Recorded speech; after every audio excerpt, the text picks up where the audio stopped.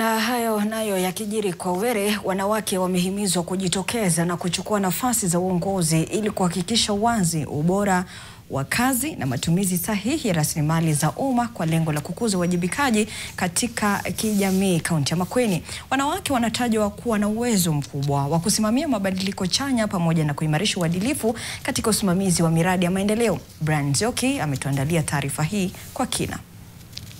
Wakati wa kikao cha uhamasisho kwa mtandao wa asasi za kiraia wa kaunti ya Makueni, walisisitiza umuhimu wa wanawake pamoja na wananchi kwa ujumla kushiriki kikamilifu katika utambuzi, upangaji na utekelezaji wa miradi. Ningeomba sana wale wanawake tujiunge sana katika mambo ya social accountability, fighting corruption na kuangalia sana miradi ya kiserikali, tuhakikishe inaendelea vizuri, tusione ni mambo ya wanaume, tujitokeze. Organizations zenye zimeongozwa na wanawake tuwe mstari wa kwanza, tusaidiane kwa pamoja na kaunti yetu iendelee mbele. Tunataka mwenye hinji atangamane na mradi, kutoka kupatiana hiyo mradi wakati inatengenezwa na wakati imemalizika, ili asianze kuuliza maswali, mradi ilikuwa ya pesa ngapi, imefanywa kazi na contractor mgani, nani ataitunza after kumalizika. Hiyo yote tunataka kufunza mwenye hinji ili anjue kama ni hadhi damu imetengenezwa katika ward yake.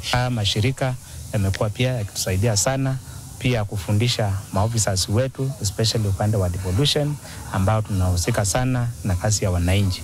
Kwa hivyo hiyo kazi ambao wanafanya itatusaidia sana pia kwa ile kazi ambao tunafanyia wananchi. Ujumuishi wa wanawake katika uongozi ni njia mojawapo ya kufanikisha uwajibikaji pamoja na kulinda fedha za umma. Makala ya NTV Mashinani kutoka Wote, kaunti ya Makueni. Mimi ni Brian Nzioki.